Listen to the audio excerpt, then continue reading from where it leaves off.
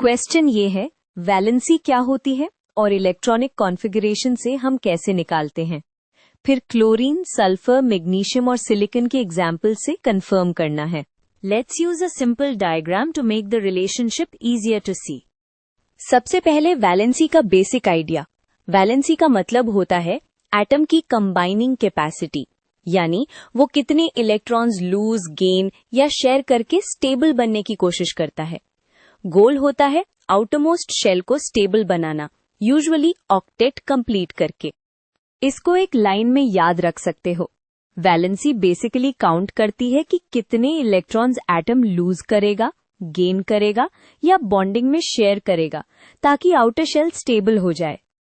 ये काउंट करना इसलिए वैलिड है क्योंकि बॉन्डिंग का मेन ड्राइवर ही स्टेबिलिटी होता है। 3 पॉसिबिलिटीज यहीं पर डिसाइड होती हैं, लूज, गेन या शेयर। अब इलेक्ट्रॉनिक कॉन्फ़िगरेशन से कैसे निकालते हैं? पहले आउटरमोस्ट शेल यानी वैलेंस शेल में कितने इलेक्ट्रॉन्स हैं ये देखो। फिर सोचो स्टेबल होने के लिए कितने और चाहिए या कितने एक्स्ट्रा हैं। मेटल्स यूजुअली इलेक्ट्रॉन्स लूज करके स्टेबल होते हैं, नॉन मेटल्स यूजुअली गेन या शेयर करके। एक क्विक रूल बहुत हेल्प करता है। अगर वैलेंस इलेक्ट्रॉन्स 1 से 4 हैं तो वैलेंसी जनरली वही होती है, और अगर 5 से 7 है तो वैलेंसी होती है 8 माइनस वैलेंस इलेक्ट्रॉन्स, क्योंकि ऑक्टेट कंप्लीट करना होता है। अगर 8 है तो ऑलरेडी स्टेबल, वैलेंसी 0। चलो क्लोरीन से स्टार्ट करते हैं। एटॉमिक नंबर 17 का मतलब 17 इलेक्ट्रॉन्स। शेल वाइज कॉन्फ़िगरेशन बनता है 2,8,7। अब आउटर शेल में 7 इलेक्ट्रॉन्स हैं, तो स्टेबल ऑक्टेट के लिए 1 इलेक्ट्रॉन की कमी है। इसीलिए क्लोरीन की वैलेंसी 1 होती है, या तो 1 इलेक्ट्रॉन गेन करेगा या 1 बॉन्ड शेयर करेगा। 7 से ऑक्टेट तक पहुंचने के लिए 1 इलेक्ट्रॉन चाहिए, इसलिए वैलेंसी 1। अब सल्फर का एटॉमिक नंबर 16 है, तो कॉन्फ़िगरेशन 2, 8, 6।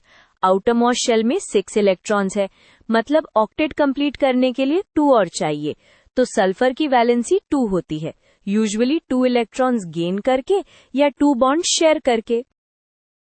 मैग्नीशियम एक मेटल है, इसीलिए यहाँ लूजिंग वाली थिंकिंग नेचुरल होती है। Atomic number 12, configuration 282।